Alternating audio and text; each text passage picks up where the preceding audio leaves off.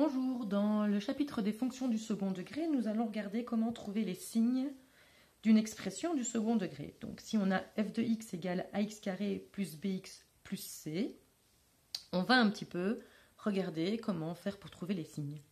Alors, la première chose, c'est imaginer à quoi va ressembler cette fonction. Et donc, par exemple, si je veux la dessiner rapidement, j'ai plusieurs possibilités. Par exemple, il faudrait savoir quelle est sa concavité. Admettons que A soit positif. Je vais donc avoir quelque chose comme ceci. Il faut à présent savoir combien de racines on va avoir. Si je dis que ρ est positif, par exemple, je vais être dans un cas où j'ai 2 racines. Je vais alors pouvoir imaginer, par exemple, une fonction. Je vais faire un petit graphique rapide. Voilà, une fonction quelconque. A est positif et j'ai 2 racines. Alors, comment est-ce que je vais faire le tableau de signes ici ? Dans le tableau de signes, on écrit ici les valeurs des racines. Donc ici, je vais avoir x1 et x2. Et puis ici, je vais mettre le signe de y.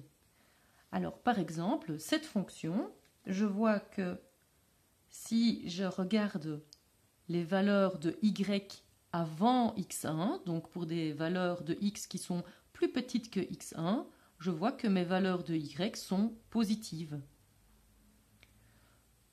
Exactement à x1, je vois que la valeur de y vaut 0. Entre x1 et x2, je vois que les valeurs de y sont négatives. En x2 exactement, elle vaut 0. Et puis, pour des valeurs qui sont plus grandes que x2, je vois que y est positif. Alors maintenant, regardons un petit peu dans un cas où ρ est égal à 0. Par exemple, je n'aurai qu'une racine. Alors, je vais pouvoir encore dessiner ça.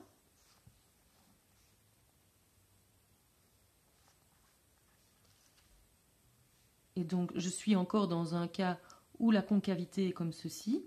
Je n'ai qu'une racine, admettons ici par exemple, et donc je vais avoir une fonction qui va ressembler à ceci. Si je veux faire le tableau de signes, je vois que je n'ai qu'une racine, x1, ma fonction, la voilà. Donc à cet endroit-là, elle vaut 0, et puis on voit que pour des valeurs qui sont plus petites que x1, les y sont positifs, et pour une valeur qui est plus grande que x1, les y sont positifs. On va regarder maintenant le cas où ρ est plus petit que 0, donc où j'ai pas de racine. Si je fais un graphique,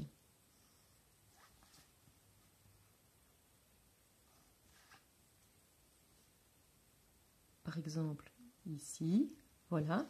Donc je n'ai pas de racine, 1 est positif, donc j'ai bien un sourire, et je n'ai pas d'intersection avec x, c'est normal, je n'ai pas de racine. Mon tableau de signes, j'ai x, j'ai pas de racine, je n'écris rien du tout. Et par contre, je vois que c'est positif partout.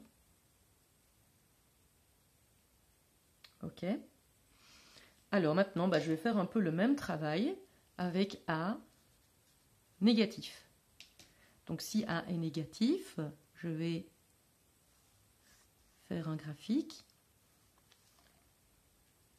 J'ai donc dans ce cas-ci ρ qui est positif, donc je vais avoir 2 racines, x1 et x2. Et puis alors, j'ai dit que A était négatif. Donc, si je veux faire mon tableau de signes, je mets ici donc les racines, x1 et x2. Et puis je vais regarder les signes de y. Donc à cet endroit-là, x1 et x2, ce sont les racines, y vaut 0. Avant x1, donc avant x1, ici, pour les valeurs avant x1, je vois que y est négatif. Pour les valeurs entre x1 et x2, ici, je vois que y est positif. Et pour les valeurs qui sont plus grandes que x2, je vois que y est négatif. Essayons maintenant dans le cas où 1 est plus petit que 0 et ρ est égal à 0. Donc là, on n'a que une seule racine.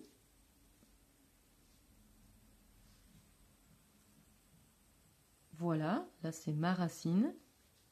Je fais mon tableau de signes. J'ai donc x1, là y vaut 0. Et je vois que avant x1, y est négatif. Après x1, y est négatif.